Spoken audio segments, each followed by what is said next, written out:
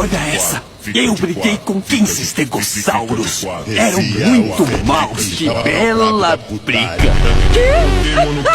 Eu tive um estouro de chifrudos vindo pra cima de mim, mas a minha cauda tinha ficado presa em uma pedra. Era o meu fim na certa. Mas cortei a minha própria cauda! Quem faz isso? Ninguém faz isso. Ninguém me conhece. Fazia quase 40 graus. Andei por 5 dias sem ter água, até ver um belo lago. E quando fui matar a sede, crocodilos saltaram da água. Um deles me mordeu na cara. Tinha tudo para eu virar o jantar. Mas naquele dia, ainda não tinha chegado a hora. O primeiro eu triturei, o outro perdeu a cauda e o último, bom, aquele eu afoguei no meu próprio sangue.